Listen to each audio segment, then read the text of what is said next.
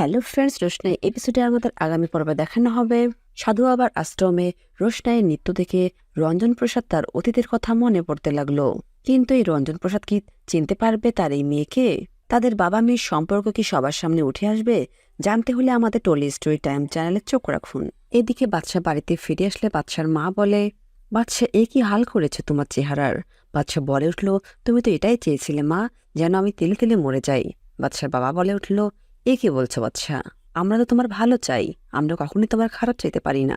ঠিক এই সময় জাহ্নবী বলে উঠল, বাদশা একটা কথা তো তোমার মাথায় রাখতে হবে, যে মরে গেছে সে তো কখনো ফিরে আসবে না। এই কথা শুনে বাদশা রেগে গিয়ে বলল, মেম সাহেব তুমি এই নোংরা কথাগুলো বলা বন্ধ করবে না, তাই না? জাহ্নবী বলে উঠল, বাদশা তুমি আমার সাথে এভাবে কেন কথা বলছো? বাদশার মা বলল, জাহ্নবী জানোই তো বাদশার মাথা ঠিক নেই, তুমি চুপ করো না। ছোটবেলা রোশনাইয়ের খুনের পেছনে কার বা কাদের অনুসন্ধি রয়েছে সেটা খুঁজে বের করতে পুলিশকে আমরা সব রকমের সাহায্য করব। এদিকে আশ্রমে সাধু বাবা গুরুজিকে ডাক দিয়েছে রোশনাইয়ের নৃত্য দেখানোর জন্য।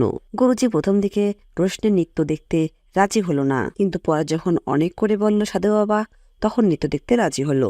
সাধু বাবা বলল, মা তুমি পারবে তো নাচ করতে? রোশনাই বলল, সুর বাদলে যদি পারি। গুরুজি বলল, আচ্ছা কি নৃত্য দেখাবে তুমি? রোশনাই বলল, কত্থক। গুরুজি চমকে গেল। রোশনাই বলল, আমি জানি না পারবো কিনা, তবে সুর উঠলে সেটা নাচ হতেও পারে আবার নাও হতে পারে। এই বলে রোশনাই নাচ শুরু করে দিল।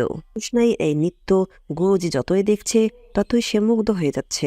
এই নৃত্যের সাথে গুরুজির অতীতের কোনো সম্পর্ক আছে। সাধু বাবা বলে উঠল, আমার মন প্রাণ দুটোই ভরে গেল মেয়েটির এই নৃত্য দেখে। অনেকদিন পর এরকম নৃত্য দেখলাম।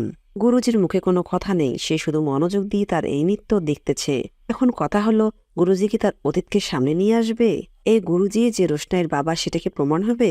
জানতে হলে আমাদের পরবর্তী ভিডিওর জন্য অপেক্ষা করুন। আর আপনাদের সুন্দর মতামত আমাদের কমেন্ট বক্সে কমেন্ট করে জানাবেন। ধন্যবাদ।